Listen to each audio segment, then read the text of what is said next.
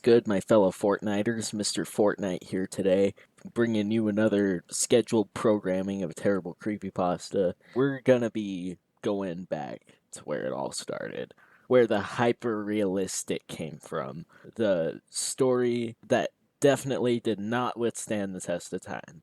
Because you're making no sound when you can show 5 frames of dead kids found. I would tell you to kill yourself, but you beat me to it. Chance of winning ain't your clarinet, but you still blow it.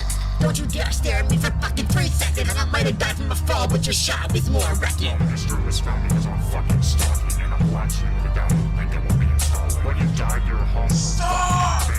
That's right, we're reading Squidward's Suicide, also known as Squidward's Game End, Red Mist, whatever the hell you want to call it. It has like 7 different names, but it's all the same thing. Alright, without further ado, let me tear this thing apart. I just want to start off by saying, if you want an answer at the end, prepare to be disappointed. There just isn't one. An answer to why you decided to write this story? I was an intern at Nickelodeon Studios for a year in 2005 for my degree in animation. Stop the cap! Stop the cap right now! Stop the cap! It wasn't paid, of course. Most internships aren't, but it did have some perks beyond education. To adults, it might not seem like a big one, but most kids at the time would shit themselves over it.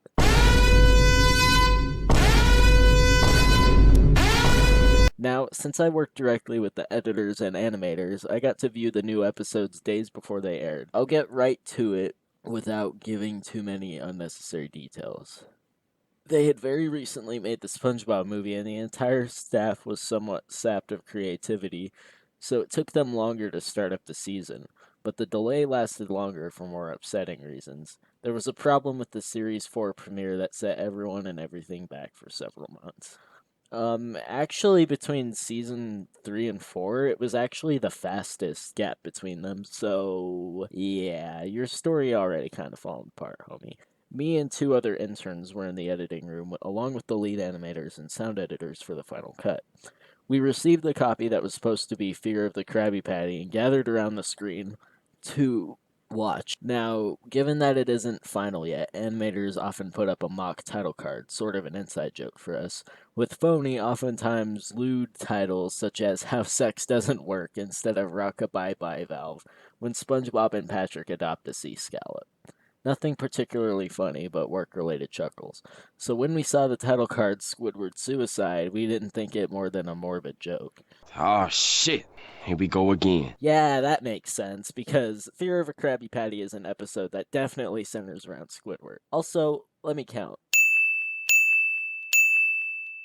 Yeah, there aren't too many tent swaps in that paragraph. It looks like there's 3 of them so far. One of the interns did a small throat laugh at it. The happy-go-lucky music plays, as is normal. The story began with Squidward practicing his clarinet, hitting a few sour notes like normal. We hear SpongeBob laughing outside, and Squidward stops, yelling at him to keep it down as he has a concert that night and needs to practice. SpongeBob says, okay, and goes to see Sandy with Patrick. The Bubbles splash screen comes up, there's another tent swap, and we see the ending of Squidward's concert. This is when things began to seem off. While playing, a few frames repeat themselves, but the sound doesn't. At this point, sound is synced up with animation, so yes, that's not common, but when he stops playing, the sound finishes as if the skip never happened. And that's scary. How? There is slight murmuring in the crowd before they begin to boo him. Not normal cartoon booing that is common in the show, but you could very clearly hear malice in it. I guess they were just acting extra well that day like they're supposed to. Squidward's in full frame and looks visibly afraid. The shot goes to the crowd with SpongeBob in center frame, and he too is booing, very much unlike him. That isn't the oddest thing though. What is odd is everyone had hyper-realistic eyes. There we go. That's the money line right there. Very detailed. Clearly not shots of real people's eyes, but something a bit more real than CGI. The pupils were red. Some of us looked at each other obviously confused, but since we weren't the writers, we didn't question its appeal to children yet. So, wait, you're watching an episode with a title card that literally says Squidward suicide. Everybody has weird eyes. And you're just like, oh yeah, this is totally for kids. Kids are gonna love this. It's so appealing to them. Yeah, none of this makes sense. The shot goes to Squidward sitting on the edge of his bed, looking very forlorn. The view out of his porthole window is of a night sky, so it isn't very long after the concert. The unsettling part is at this point there is no sound. Literally no sound. Not even the feedback from the speakers in the room. It's as if the speakers were turned off, though their status showed them working perfectly. He just sat there, blinking, in this silence for about 30 seconds, then he started to sob softly. He put his hands, tentacles, over his eyes and cried quietly for a full minute more, all the while a sound in the background very slowly growing from nothing to barely audible. It sounded like a slight breeze through a forest. Ooh, this is so scary. The screen slowly begins to zoom in on his face. By slow, I mean it's only noticeable if you look at shots 10 seconds apart side by side. His sobbing gets louder, more full of hurt and anger. The screen then twitches a bit, as if it twists in on itself, for a split second, then back to normal. The wind through the trees sound gets slowly louder and more severe, as if a storm is brewing somewhere. The eerie part is the sound, and Squidward sobbing sounded real, as if the sound wasn't coming from the speakers, but as if the speakers were holes the sound was coming through from the other side. As good as sound as the studio likes to have, they don't purchase the equipment to be that good to produce sound of that quality. Yeah, that sentence made about as much sense as a gay person. Below the sound of the wind and sobbing, very faint, something sounded like laughing. It came at odd intervals and never lasted more than a second, so you had a hard time pinning it. We watched the show twice, so pardon me if things sound too specific, but I've had time to think about them. After 30 seconds of this, the screen blurred and switched violently, and something flashed over the screen as if a single frame was replaced. The lead animation editor paused and rewound frame by frame. What we saw was horrible. It was a still photo of a dead shot. I'm not reading this because this is disgusting and I don't want to get my channel deleted. We were of course mortified but pressed on, hoping that it was just a sick joke. What the hell is your sense of humor, homie? You should not be working at Nickelodeon. You should be working at Adult Swim with this shit. The screen flipped back to Squidward, still sobbing, louder than before, and half body in frame. There was now what appeared to be blood running down his face from his eyes. The blood was also done in a hyper-realistic style, looking as if you touched it, you'd get blood on your fingers. The wind sounded now as if it were that of a gale blowing through the forest. What's a gale? Oh, wind. A burst of sound, especially of laughter. Yeah, I'm laughing reading this damn story. There were even snapping sounds of branches. The laughing, a deep baritone lasting at longer intervals and coming more frequently. After about 20 seconds, the screen again twisted and showed a single frame photo. The editor was reluctant to go back. We all were, but he knew he had to. This time the photo was that of what appeared to be a little girl. I'm not reading this because that's disgusting. Why are you putting that there? Why is this here? About 5 seconds after this second photo played, Squidward went silent, as did all sound, like it was when this scene started. He put his tentacles down, and his eyes were now done in hyper-realism like the others were in the beginning of the episode. They were bleeding, bloodshot, and pulsating. Damn, he be smoking that weed. SpongeBob, call the plug. The shit hits too strong. He just stared at the screen as if watching the viewer. For about 10 seconds, he started sobbing, this time not covering his eyes. The sound was piercing and loud, and most fear-inducing of all is his sobbing was mixed with screams. Tears and blood were dripping down his face at a heavy rate. The sound came back, and so did the deep-voiced laughing, and this time the still photo lasted for a good 5 frames. The animator was able to stop it on the 4th and backed up. This time the photo was of a boy. I'm not reading that. Why do you keep putting that there? I don't need this. Nobody needs this in their lives. Stop it. Get some goddamn help. The lead sound editor told us to stop, he had to call in the creator to see this. Yeah, because Mr. Hillenburg is totally just chilling at Nickelodeon Studios. God rest his soul, by the way. He was an absolute homie. Mr. Hillenburg arrived within about 15 minutes. He was confused as to why he was called down there. Yeah, because he doesn't want to be talking to freaking loudmouth interns with a sick-ass sense of humor. So the editor just continued the episode. Once the few frames were shown, all screaming, all sound again stopped. Once the few frames were shown, all screaming. What does that even mean? Squidward was just staring at the viewer, full frame of the face, for about 3 seconds. The shot quickly panned out, and that deep voice said, "Do it!" And we see in Squidward's hands a shotgun. He immediately puts the gun in his mouth and pulls the trigger. Realistic blood and brain matter splatters the wall behind him and his bed, and he flies back with the force. The last 5 seconds of the episode show his body on the bed, and the episode ends. Mr. Hillenburg is obviously angry at this. He demanded to know what the hell was going on. Most people left the room at this point, so it was just a handful of us to watch it again.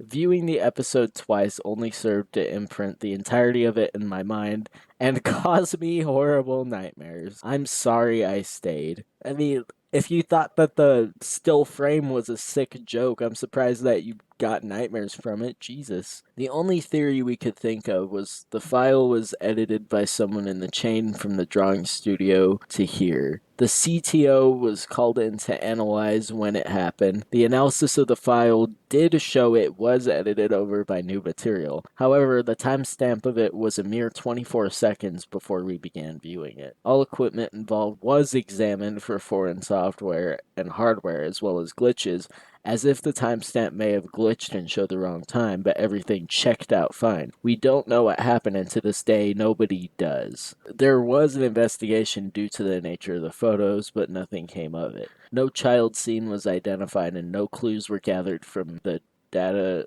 involved, nor physical clues in the photos. I never believed in unexplainable phenomena before, but now that I have something happen and can't prove anything about it beyond anecdotal evidence, I think twice about things. Yeah, this might have been scary, in 2008, or I don't know. When did this story come out? Yeah, I don't know when the story was written. The thing with Squidward's suicide is that it does have pretty good grammar for the most part, but Jesus Christ, the fucking tent swaps. Are you reminiscing on this? Is it happening right now? Is it in the future? Stop getting trigger happy with that damn TARDIS on your hands. Jesus Christ. Now's the time to read Red Mist. This is going to be fun. Note, this is a continuation of another story called Squidward's Suicide. It is recommended you read that first, otherwise you may be confused with this version. Red Mist is a controversial real-life bootleg tape featuring an unaired episode of the popular Nickelodeon series SpongeBob SquarePants. Like the long-lost yet recently discovered Suicide Mouse tape, Red Mist was Got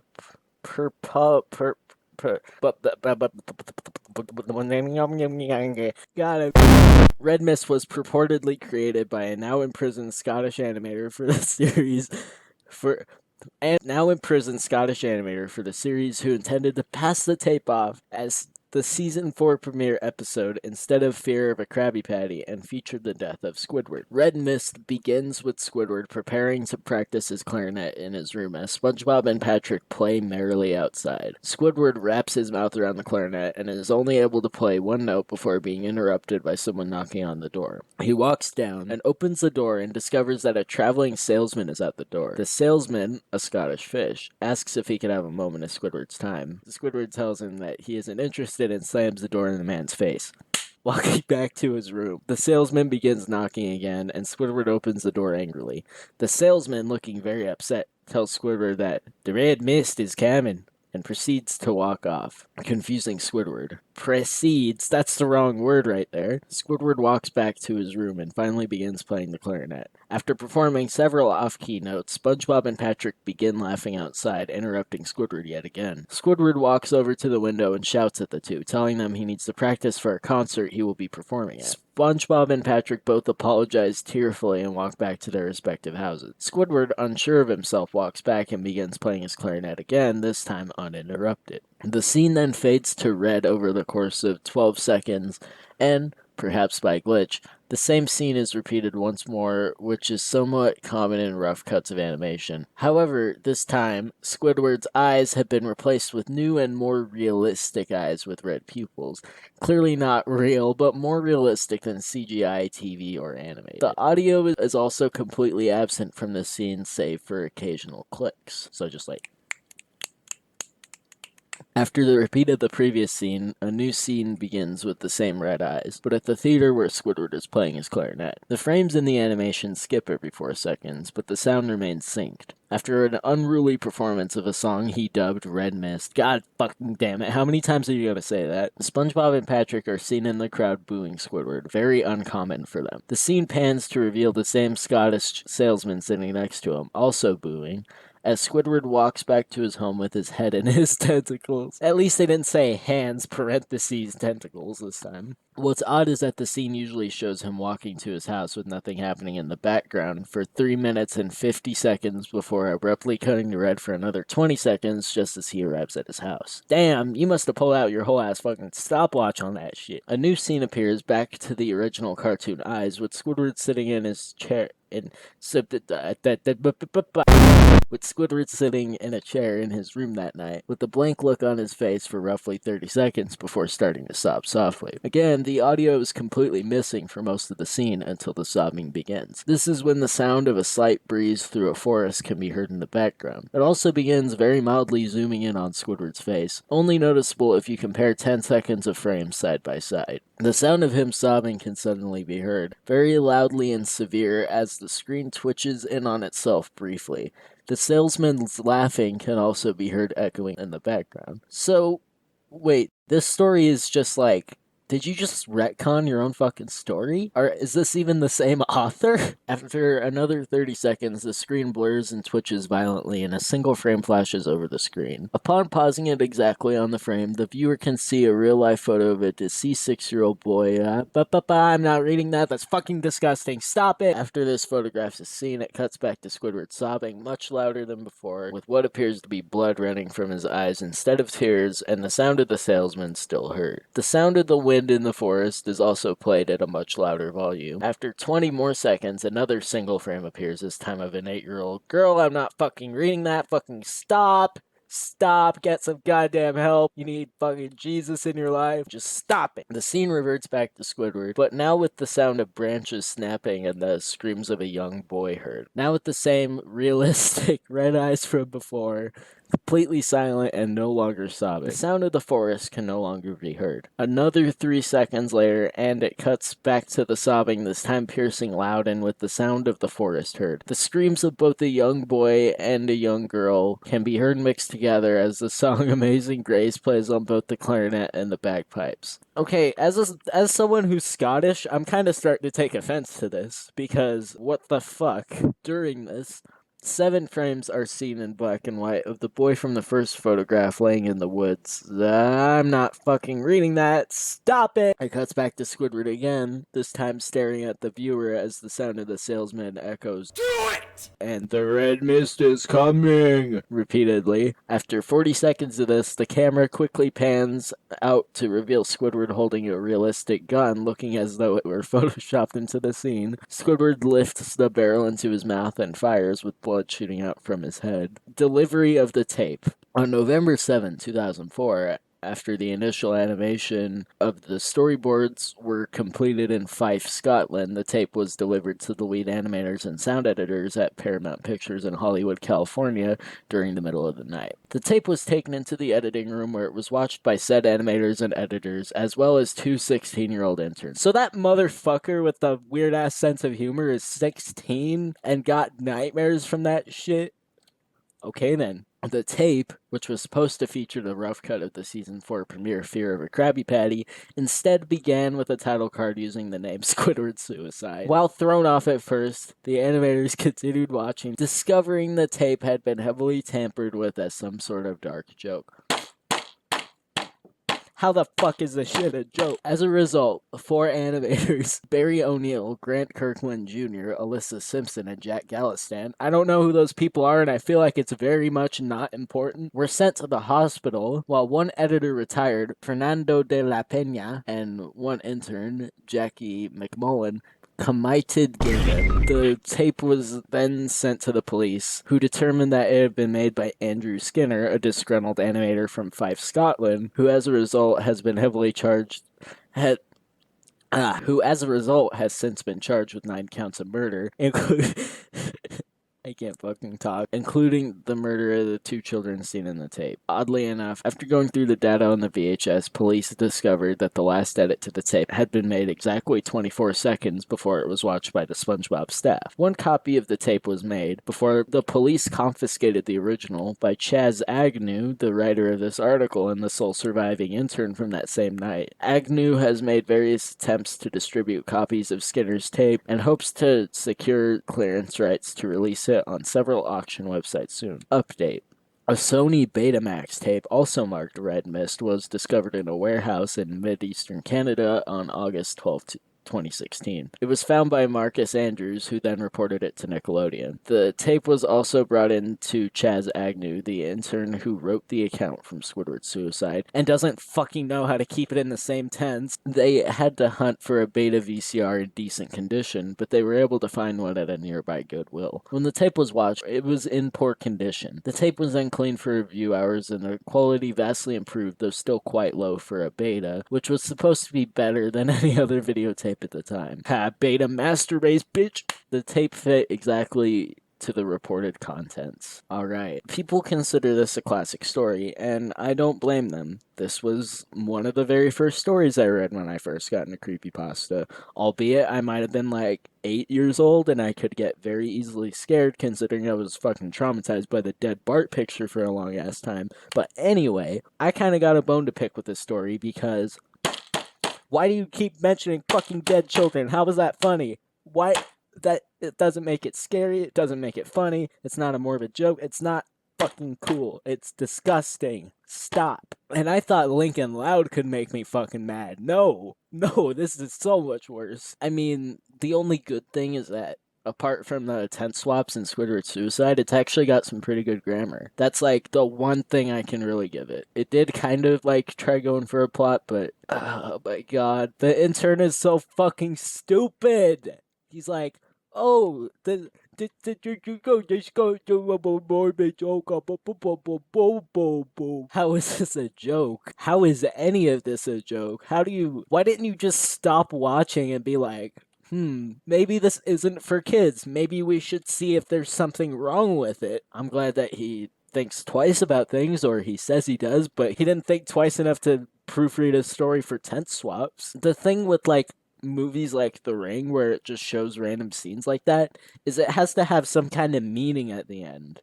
And there's no meaning for the fucking dead children, other than to be superficially scary, which it doesn't even do correctly. Well, I mean, all that said, this was still probably the greatest written story on here, and it was written a long-ass time ago before hyper-realistic became a cliche. But remember, this is my opinion. This isn't fact, this is my opinion. Please don't get mad at me. This is just a story that I don't like personally, and I think is honestly kind of funny because of how hard it tries to be scary and just absolutely fails. To the author of Squidward's suicide, you have greatly influenced the lost episode genre, and I will give you that. And this was scary at the time it was written. The audience at the time, consisting of children reading creepypasta, could very easily get scared by this. I'm one of those people. But I'm 15 now and I'm not 8, and I can see everything wrong with this story. And I just hope that you've gone on to write better things and that you're not like JC the Hyena. I'm gonna read Sonic.exe later, by the way, because that definitely needs a spot on this